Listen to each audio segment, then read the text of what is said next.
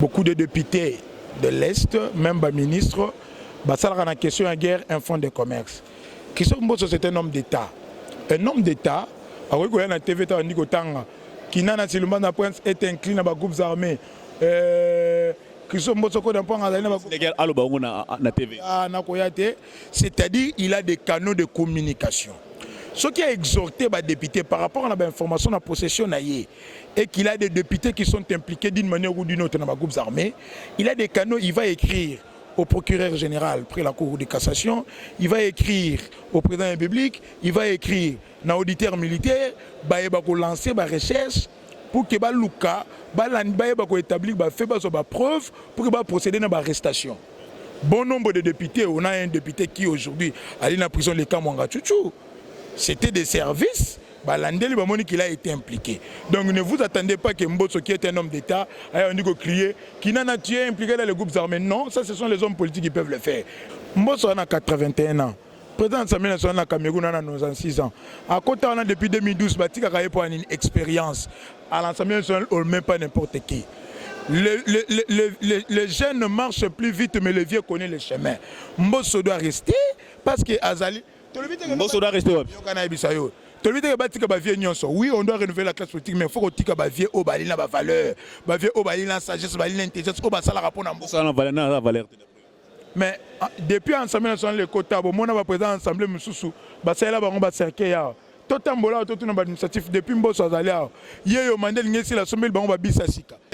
On laisse le vieux partout au monde dans la chambre de prise de décision, la sagesse, dans la stratégie politique. On ne laisse pas les jeunes vaciller, non. On travaille mal, on est au Sénat à quitter. Na Sénat va foutre maté, na Sénat mais monte là-bas, va demander. J'ai vu une vidéo tout à l'heure là qui a foutu l'administratif et assemblée, il y a Sénat. Je vais vous donner une révélation. Kengo a géré le Sénat pendant 12 ans, a engagé 64 personnes. Bahati a géré le Sénat pendant 2 ans et demi, a engagé 300 membres à AFDC. Monsieur, moi j'ai des éléments dans vos ça yo. Bandeko Balandi Africa Bay très heureux à retrouver Bino en ce moment. Une interview très exclusive pour offrir Bino différents décryptages et actualités. Neto Mesana, le to na moko bongo ya bayi politique pour nato mega bongo kosolana concernant certains sujets d'actualité. Aux alliés collègues dans la République démocratique du Congo, dans l'Assemblée nationale et puis dans différentes institutions. Nous allons voir Prince Kinana, aux alliés bongo l'un des communicateurs, il y a président Mbosso et honorable Mbosso Ndekombote. Mbote Ndekodego Kaiba Mbote na bakongomani bakozali bakwa kolanda biso. Petit gato pesa Mbote tata monzo ekolo fait santa ke Chilombo. Ko bisa yeke to aller longo na ye to liko réitérer soutien na biso pa na ye. Biso CRD longo na autorité politique na biso Christophe Mbosso ko na ponga président Assemblée nationale. Tous allez fidèles et loyal na choix na biso. Auto sala qui na maponome moto to ebaki ko prêcher pour que ba kongomani ba ko renouveler confiance avec une grande distinction. Nous avons cité Félix Antoine Chilombo to ali prêt à accompagner pour que à réussir ba tâche constitutionnelle oyo ba peuple ba bi ko pesaye pour na ko servir bango. Merci beaucoup Ndeko Prince Kinana. Ça tombe bien vous allez l'un des porte-parole ou l'un des communicateurs de Mbosso. Lelo bongo tous allez na mukolo ya suka pour na ba membre du gouvernement ba déposer des missions à Bango ou d'autres personnes qui ont un fonctionnement incompatible, déposer des fonctions à Bango. Mais la manière dont Mbosso a été c'était on dirait qu'ils ciblé des bâtis parce que bâti fonctionnaire qui présente Sénat, non qui député, et ça peut aussi incompatible. Mais la manière dont Mbosso a été c'était, on dit que non, les conflits continuent à persister jusqu'à présent. Vous devez d'abord connaître la personne de Mbosso. Mbosso depuis la banda politique. Il est esclave des textes et des principes. La Constitution est claire dans son article 108. Le règlement intérieur de l'Assemblée nationale, l'article 112, le dit clairement que la fonction de député national est incompatible avec tout mandat électif, tout poste de membre du gouvernement, la police, tout service de sécurité, tout armée. Alors, Mobeko et Lobby, ce qui est député, c'est que la députée, dans la même temps député, t'es ministre, en même temps député, t'es sénateur, en même temps député, t'es policier, en même temps député, t'es motonaï armé, en même temps député, t'es président, tout directeur, il y a cabinet, l'Assemblée nationale, tout au niveau du gouvernement. Donc, il y a le rôle à l'ingaka, principe, et qui s'attelle succès qui dit la loi. À lui, qu'on a le mobile, sepela na ye parce que il est rigoureux. Très rare. Il le veut seulement. La manière de faire, on a dit que non, il ciblait beaucoup plus Bahati Lukuba. Parce que ce jour-là, avant Mbappé Sabango 8 jours, Mbosso a dit que non, jour on a fait le loi parce que le loi est lobby que non, il faut valider d'abord le mandat et puis Baleka couper Sabango 8 jours. Mais ce jour-là, il a martelé Bato Abi que non, cible na les Bahati Lukuba Basso Kanté puisque tout le bélan tout à l'heure. Il faudrait rappeler à Bato que personnellement, qui sont n'a aucun problème avec Bahati Lukwembo.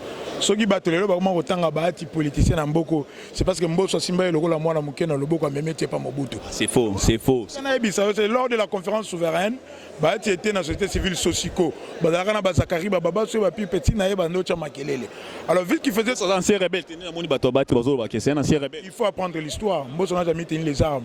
Quand tu as Internet, tout n'a pas ancien rebelle, Badarana Péténine. Ba photo d'Aliwapi. Il n'a c'est un ancien rebelle. Il ne veut pas l'histoire. Les malheurs et la politique, tout le monde, même les cordonniers font la politique. Il existe l'histoire politique au Congo. Si Mbosso fait la rébellion, il y a un mouvement Nini et il a occupé quelle fonction la rébellion. Quand? Mais je te parle de la conférence nationale souveraine où Mbosso a été 4e personnalité dans MPR. Il a fait de lui ministre dans 94 budget. Je vous rappelle l'histoire, il n'a aucun problème avec lui. Ce qui a fait débat, ministre, vous êtes sûr? Moi, je te l'ai dit, Benga Bangoba va contredire. Mbosso a soutenu Bahati comme président du Sénat dans la campagne de l'Union sacrée lorsque la coalition FCC chez Silaki. Donc, personnellement, Mbosso n'a jamais eu de conflit. D'abord, il n'est pas un conflictuel. C'est quelqu'un qui a été 11 fois ministre. Aujourd'hui, il est réélu 8e fois comme député national. C'est un fidèle et loyal dans l'engagement. Il n'a aucun problème. Il faudrait rappeler que c'est Bahati qui a un problème avec Mbosso parce qu'il existe une Assemblée nationale. Voilà pourquoi même les députés. Moi, je ne sais pas comment les députés Sikaboué. Il existe aussi l'IP de l'Institut parlementaire. Il existe aussi l'Assemblée nationale des réseaux parlementaires. Il y a les réseaux parlementaires des jeunes qui regroupent les députés de moins de 50 ans, et les réseaux parlementaires des femmes, et les réseaux parlementaires de vieux qui constituent le comité des sages. Les réseaux parlementaires des jeunes a été chapeauté dans l'exercice passé par Ogi Kalonji. Ayambi Bandegone ba député. Alors, ceux qui m'a quitté il informe le secrétaire général au Akamba qui séance et sa protocole que les députés moins de 50 ans ont une deuxième mi-temps dans le cercle laïs. Ça tombe bien. S'il vous plaît. Laissez-moi enchaîner les idées. Parce que vous voulez amener un conflit, il n'y a pas un conflit. Bendani Bakei, Mbosso n'a pas 50 ans. Mbosso a 81 ans, il est le doyen. Il a qu'un quitté. Et ce n'est pas Mbosso qui séance, c'était l'Assemblée nationale par le secrétaire général qui leur a donné des bus. Pas Mbosso, le secrétaire général Azaliwana. Alors, les députés Basangani, Mbosso n'a pas été là. Mais c'est Bahati qui sort. Il faut rappeler. Peut-être que Mbosso a l'histoire. À chaque fois quand il y a sorti un gouvernement, Bahati crée toujours des problèmes. Peut-être que Binoboye bien noté. Chaque fois que le gouvernement Bahati se victimise, il créera toujours des problèmes dans Bato. Voilà une parenthèse. Mbosso n'a pas 50 ans. Son fils était là. Les députés de l'INC étaient là. Les députés de l'IDPS étaient là. Il y a MLC Badalaki. Pourquoi seulement lui? Pourquoi seulement lui? Très bien. Parce qu'on a dit que Mbosso a commencé des démarches, il a débauché les députés au Bazali, à FDC, pour réintégrer pour Avimbisa, de sorte à fragiliser Bahati à côté de l'institution, Bahati à la Libanda, à la out, il y a une institution pour Avimbisa à se retrouver dans les cadres rares, il y a 12 politiques. Il faut rappeler à tout le monde que Mbosso est signataire de la charte à l'Union sacrée en tant que personnalité politique. Également. Maintenant, parti politique na SRD ali signataire à charte, Bahati signataire à charte à Union sacrée, parti na Alliance pour la famille du chef AFDC en sigle, Ezali P signataire à charte, donc bango tout bali na kati à Union sacrée. Donc tous les députés que ce soit Bahati na Mbosso bali à Union sacrée. Le poste de l'Assemblée nationale, la poste de Premier ministre, elle peut revenir dans le pouvoir discrétionnaire à chef de l'État. Vu l'enjeu politique, le chef va se choisir Mouto Ali, un fin politique, Mouto Ali bon gestionnaire, Mouto Ali une expérience, une expertise, Mouto Akokamba, la velléité politique pour l'Assemblée nationale. Ce n'est pas du bon vouloir, il y a un beau sauteur à Bahati, il y a un et Mbosso va débaucher les députés de l'AFDC, il y a un CRD parce que il est en opposition, plutôt dans la Union sacrée. Parce que l'AFDC a l'équipe de députés. Voilà pourquoi, via mon neni bati yi akozwa quota ebele bakozwa pas quota akozwa butin de guerre ebele bokoleka yem dans l'Assemblée nationale. Voilà pourquoi Zoluka a fragilisé Moninga parce que tu as vu que guerre bandi de l'autre. Il faut qu'on le dise. Et bandi depuis makambu ya continue da juge na cour constitutionnelle guerre makasi banda penande wana. Wana tokozonga sima makambo ba juge constitutionnel on n'en parle pas. Ba odio moko ko bima le bino c'était le procès Mbata mutanda ko bundisa wango cet audio a de Lionel Mbosso. Mais il faut dire rappeler ici. Mbosso va prendre ses députés par rapport à comment parce qu'il existe. Le règlement intégral dit clairement que lorsqu'un député quitte délibérément son parti politique, il perd son mandat. Ce que les députés ont mis dans le regroupement de la partie AFDC, c'est de l'idiotie. Il s'est agité pour rien. Explique-nous d'abord, qu'est-ce qui ne va pas entre Bat et Mbosso? C'est quoi le conflit? Parce que ceux qui ont tiré dans la TVB, Bat va tirer. Je te disais ici qu'il y a eu une réunion où le député de moins de 50 ans va signer ça et que Bahati a commencé à dire que Mbosso a voulu qu'on soit député pour que à conscientiser la préparation à la poste Assemblée nationale. Je vais rappeler que Mbosso avait à plus de 50 ans. Il n'était pas concerné dans la réunion. Les députés mais c'est seulement parce que Bahati sait qu'il n'est pas loyal au chef de l'État et qu'il y a la vérité à changer sa position. Ayebi que Mbosso est dans une posture où d'abord Ajne permettrait à Zongi un bureau provisoire, mais aussi vu qu'il était dans les sincères et fidèle du chef de l'État. Et quand il est coordonnateur réunion sacrée, Mbosso a le profil idéal pour Gazonga Wana n'ende ko s'agiter. Donc il n'y a aucun problème entre Bisso et Bango. Ils sont venus mentir, Bisso doit rétablir les faits. Mbosso n'a jamais été conflictuel, Todayi Wanatel Mbati s'est agité. Mbosso n'a pas mené guerre par procuration, c'est-à-dire Mbosso a payé communicateur dans procuration qui ne kubunda au ponangai bati également bazo bunda par procuration parce que normalement maloba msuzo bim pas ba communicateur ya bati na Mbosso au bozalibi ezaki non maloba zo utepa na bango mais bazo linga koloba bango bango mo clairement te aloba muninga mais azo passer par ba communicateur to benga ngoni lelo guerre par procuration ou guerre par intermédiaire. Il y a pas de guerre. Mbosso ne peut pas nous envoyer tout que dans la guerre. Nous restituons les faits. Qu'ils ont tenu des propos orientés opinion. Kolobake, Mbosso ça c'est réunion député pour qu'ils soient en président de l'Assemblée nationale. Je te dis que cette réunion, objet d'ango la guité que non, qu'on dise aux députés voter Mbosso. Ce n'était pas l'ordre du jour. Là, il est député interviewé, oui. Qui n'était pas le micro, mais ce qui a ça sera réunion. Et en plus, moi, on a été dans la réunion. Pourquoi son fils n'a pas dit ça? Pourquoi Bemba n'a pas dit ça? Parce que le député dit MLC Bazalion. Est-ce que Bemba n'a pas d'ambition? Le député IDPS Kabouya n'a pas parlé. Pourquoi Kabouya n'a pas d'ambition? Ton IDPS président de l'Assemblée nationale, Ndekoba, Tezali Lolenge Naye, à se victimiser à chaque fois qu'il y a sorti, il y a gouvernement. Nous avons rétabli le fait. Et Mbosso est coordonnateur, il y a président de l'Union sacrée. S'il a un problème avec Bahati, c'est dans l'Union sacrée, Robin Gaya, le Bina Yeboye. N'est-ce pas? Donc, Ndeko, à la Kimiatika qu'on s'agiter, Christophe Mbosso, ne pas. N'a jamais dit à Bahati qu'à la présidence de l'Assemblée nationale, Mbosso Ali membre de l'Union sacrée. L'Union sacrée existe, le chef de l'État est là. Nous attendons que l'informateur a identifié la majorité où il faut revenir. Car dans l'Union sacrée, nous en sommes sûrs. Mais ce que tu as fallu bisson de Tobanda. Est-ce que vous comprendre qui a commencé? Ah, mais c'est normal, ce que tu as dit, bisson de Tobanda, nous avons député, c'est que tricher. Mais nous avons Mbosso a 26 députés. Peut-être habiter. Les cartels CRD. F député 26. Expliquez-moi. Cartel CRD, et dans le regroupement AACRD, AAR bar CRD, AAC, AAC bar Palou, AADD. Quand nous constituons ces cartels, c'est 26 députés pour lesquels Mbosso Fouta qui caution peut balayer. Donc, jusqu'à preuve du contraire, Biso Tozela chef de l'État. Que son Mbosso c'est un homme d'État, Biso Toza raté, tu as dit qu'on travaille pour l'intérêt du peuple, pour l'intérêt du chef, tu as dit pour l'intérêt familial, Bandego Batika qu'on s'agiter, il n'y a pas de problème. Le président de l'Assemblée nationale revient au président de la République, il sait à qui les donner pour que Mboka ait un bon malam. Alors, dans ma démission, député un fonctionnement incompatible dans l'Assemblée nationale. Mais tout le monde a moins résistance, va persister. Par là. Mais la constitution est claire et le règlement intérieur est clair quant à ça. Ceux qui vont démissionner, ils vont perdre leur mandat en tant que député national. Et Baroumi est exposé parce que ceux qui vont fonctionner, ici le mandat n'a pas été validé et bah perdre parce que nous sommes au début de la législature. Donc nous allons leur conseiller de démissionner, bah valider le mandat na bango et après ceux qui va chance sourire qui va occuper la fonction étatique mususu, ils peuvent laisser leurs suppléants bah comme les règlements les autorisent ceux qui mandat na bango ici les ils vont venir calmement mais qui commencent par valider les mandats awa en renonçant d'abord à la fonction incompatible. Alors, Ndeko Kinana, le lot sont là très bien d'abord. Mais mazo le kana est. N'ayant d'abord réaction pour nos mazo le kana est. Tout le monde tire wanda meki bongo ciblé par des drones silencieux, ko ciblé aéroport et à Goma. À Betty, bah drone wana Betty malheureusement pour eux et touché bah avion militaire na biso té. Lelo avant de Goma, on répond à Goma. Mosso a géré l'Assemblée nationale. Il y a des députés dans un groupe armé.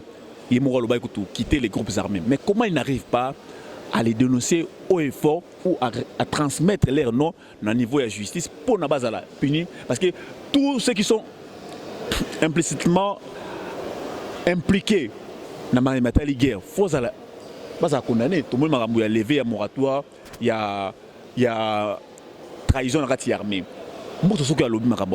L'Assemblée nationale. Pourquoi pas à transmettre la justice? Si les députés nationaux quittaient les groupes armés, qu'est-ce qui lui manque pour dénoncer Pena de manière claire? Tel aux gens d'un groupe armé, tel aux gens d'un groupe armé, je transmets vos noms à la justice.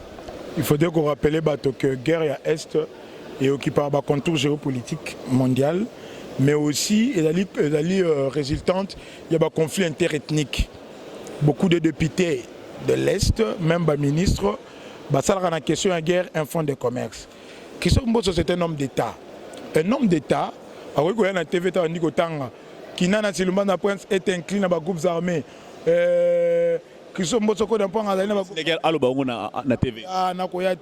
C'est-à-dire qu'il a des canaux de communication. Ce qui a exhorté les députés par rapport à l'information en possession et qu'il a des députés qui sont impliqués d'une manière ou d'une autre dans les groupes armés, il a des canaux, il va écrire au procureur général près la Cour de cassation, il va écrire au président de la République, il va écrire dans l'auditeur militaire, il va lancer des recherches pour que Luka établir des preuves pour que procéder à l'arrestation. Bon nombre de députés, on a un député qui aujourd'hui allait dans la prison de Kamwanga Chouchou. C'était des services. Qu'il a été impliqué. Donc ne vous attendez pas que Mbosso, qui est un homme d'État, ait crié qu'il n'a tué impliqué dans les groupes armés. Non, ça ce sont les hommes politiques qui peuvent le faire. Un homme d'État a les canaux de communication. Ayebi Bango, oui, mais il sait comment écrire, parce que l'administration c'est la lettre, il s'adresse dans l'échelon, dans le service, il va s'adresser au chef de l'État, il va s'adresser au procureur pour la Cour de cassation, il va s'adresser dans l'auditorat militaire pour que, on ne peut pas arrêter qu'à sur base des allégations. Donc, Ayebi Bango, mais en tant qu'homme d'État, à l'Oba, et je pense qu'il a déjà écrit, et que Bandeko Wana Barodala Barobimana Poissa, bientôt là, Barobanda va procéder dans l'arrestation. Alors, réaction par rapport à l'attaque au Sibir Nagoma venant du Rwanda. Mais nous condamnons cet acte, ce n'est qu'une provocation. Ils veulent nous amener à bout pour que le chef de l'État déclare l'article 86 de la Constitution de la guerre. Mais nous savons très bien que notre armée est formée et elle peut réformer grâce à Félix-Antoine Tshilombo. Nous sommes prêts aujourd'hui, le peuple est prêt, la dynamique interne est allée ensemble avec Tshisekedi, la dynamique externe, nos partenaires extérieurs sont prêts à condamner l'acte. Nous sommes prêts à faire la guerre au Rwanda. Pour nous imposer les dialogues. Parce qu'ils savent que l'Assemblée nationale, et que le chef de l'État avait refusé de renégocier avec M23, Kagame qui a toujours vécu dans la déportation, dans le brassage et mixage, il sait qu'il a épuisé toute la voie, il veut nous imposer la guerre. Mais nous allons leur dire que nous sommes prêts. La RDC est en train de se préparer. La voie diplomatique locale comme au Kende, qui échoué déjà le chef de l'État est prêt pour qu'il y ait la guerre. Donc le peuple congolais va dans la calme et serein. Le chef de l'État qui est le commandant des forces armées et si nos FARDC est prêt, mais en tant que pays respectueux des principes et des textes, dans l'organisation régionale, dans processus de paix, parce que vaut mieux la paix que la guerre, parce que la guerre, on sait quand on la commence, on ne sait pas quand on la terminer. Dommage. Collatéraux et cause à la de part et d'autre. Nous avons tant perdu, tout coup fait là déjà ébélé depuis Makambango et Banda. Mais nous n'avons pas croisé les bateaux de Kaba, continuer au Bomabiso. Nous continuerons à dénoncer cela. Que nos partenaires Rwanda, d'une manière ou d'une autre, je parle de l'Occident, c'est positionner dans la claire pour que Bisso Peto est dans la claire et que nous allons demander au chef de l'État déjà comment nous orienter vers la Russie, parce que les États-Unis et aussi l'Occident, ils ne sont pas avec nous, ils continuent à soutenir les Rwandais. Alors, lors du ministre Sommet Addis Abeba, Tomoni Bongo, chef de l'État, a dit proposer un dialogue. Il faudrait dialoguer, mais ce n'est pas à n'importe quel prix. C'est-à-dire dialogue ou procéder ceci, procéder cela. Il a persisté dans sa position. Non, nous allons rester fermes. S'il faudrait dialoguer, pas à n'importe quel prix. Il faut faire ça. Nous restons droits dans nos bottes. Votre réaction? Nous allons dialoguer sur notre terre pendant que Kagame vient réclarer des terres en RDC. Nous allons dialoguer pendant qu'il continue de tuer Nambo Kanabiso. Nous soutenons le chef de l'État. C'est bien pensé. Nyoka koti na kati na ndako monguna koti akoyiba boko senga biso lié muta koti na chambre biso to senga ya bimana nous comme ça to ya kotuno ya kolukani n'est pas na biso mais bon boko bato soigner na kati ya chambre c'est inacceptable. Donc nous soutenons cette position ferme de Félix Tshisekedi. Voilà pourquoi Bakongoma ni bazong saki ici on a parce que nous savons qu'avec lui question où il y a pacification il y a na mboka na biso exali effective pe ko la effective parce que la volonté qu'il a de réformer Maï Mapinga, peut servir de sécurité et de démontrer qu'il en a marre avec cette guerre, de Koufi et Belé, il faut qu'il rate aussi la bango. Alors merci beaucoup de votre un dernier mot pour nous bande biso. Na zongisi matondi na bande kono so bazoki ta kolanda biso malamu et puis na ko senga bango ba continuer ko bondela pona ekolo to soutenir Mapinga to telema. La souffrance est la meilleure école de la population. Peut exiger plus dans les dirigeants, dans le gouvernement. Nous demandons au chef de l'État les hommes qu'il faut à la place qu'il faut pour que vision.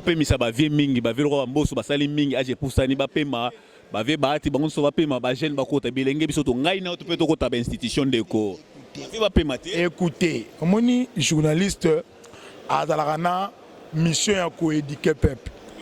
Moi, j'ai 81 ans. Le président de l'Assemblée nationale à Cameroun a 96 ans.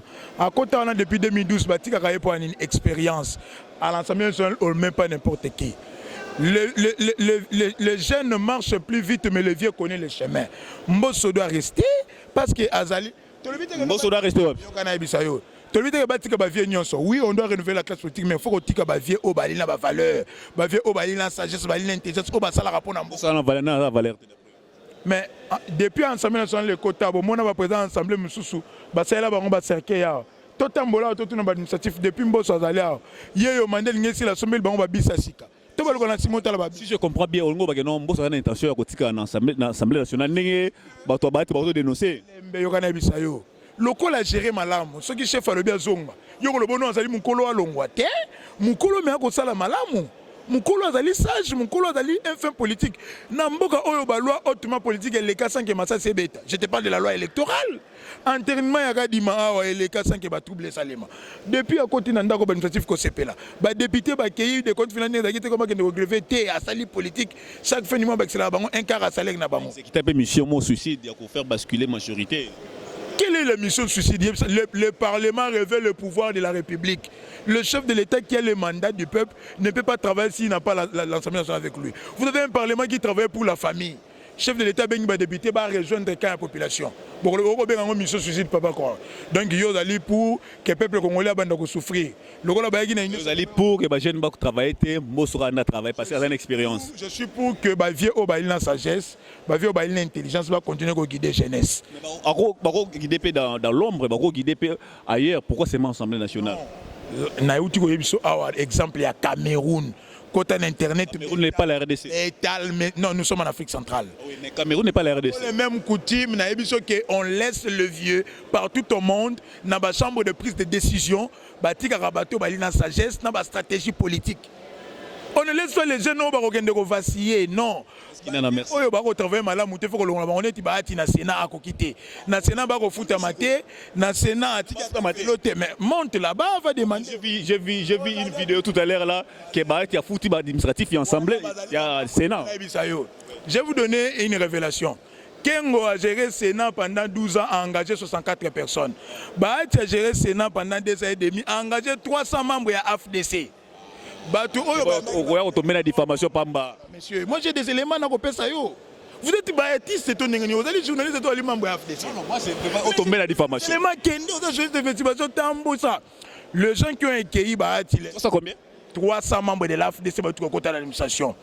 Les gens qui ont accueilli Bahati, qui scénario na bango bayambie, ce sont tous les membres de la FDC. Ils ont menti qu'au Sénat, menti si salaire fois 4 pendant que les gens sont impayés, là. Demandez, nous sommes à l'Assemblée nationale qui n'est pas là, Miko Balade. Les administratifs du Sénat vont vous le dire. S'ils souffrent, ces gens-là, ils ne sont pas payés. Comme un roi, merci. En 13e mois. Moi, je te dis que ce sont les membres de la FDC. Il a voulu répondre à Prince Kinana, mais il a reconnu que 13e mois, il a fait maté. Je vais te donner un exemple. Ndeko Bati avant ya na Sénat bandeko zo ba soin na ba hôpitaux ya l'État. Tant où il y a l'ongoli ba administratif na ba hôpital à l'État, a même bango na médecin de nuit hôpital ya gendre na ye Gibandu parce que bala mwana na ye. Il n'a pas acheté même un bis babis ya Séné Koufa parce que l'ongoli kaka na parlement comme na Wileri et Koufi. Mbo so someni. 10 bis toba ke no talent. African Assemblée nationale moi ta morote. Il y a 10 bis tombu sa caméra na sima na l'action. Les bureaux. Oh mais tu na l'action yango. Mais moi je te dis allons-y, to bimika ba bona. Mbosa futi banana à 13e mois. Après on na nenga c'est ba mirer pour Mbosa. Toke na couloir administration. Mais allons-y na couloir zana ba Sony. Wa fonga kenenga moko. Ça va kende yo moko na couloir administration. Donc quand vous êtes journaliste et que vous êtes en Assemblée nationale, vous êtes journaliste et parlementaire, il faut mener des investigations pour que vous sachiez qu'est-ce qui se passe ici. Ne venez pas prendre des rencontres. Donc, ce sont les membres de l'AFDC, mais c'est triste parce que ils ont menti qu'à quadrupler le salaire, or c'était faux. Donc à la prochaine, nous avec des éléments de langage. Mais ce n'est pas un problème, j'ai des documents signés par M. Bahati. Mais à foutre à bangote, mataka prochainement on préparer émission bien. Odali na caméra mataka kende ko tuna bango. C'est aux assurances aux s'attaquer na Bahati avec beaucoup d'assurance. Aux t'as vu. Mboso kaka. Le peuple. Vous savez, tokolo balino tout par sentiment. Lorsque les gens sont en train de souffrir, bali ba fonctionnaire de l'État. Article 16 de la Constitution, le but, toute personne a droit à la vie, l'État doit les protéger. Tant que vous voulez au nom de la politique. Le chef de l'État veut améliorer le pouvoir d'achat des ménages.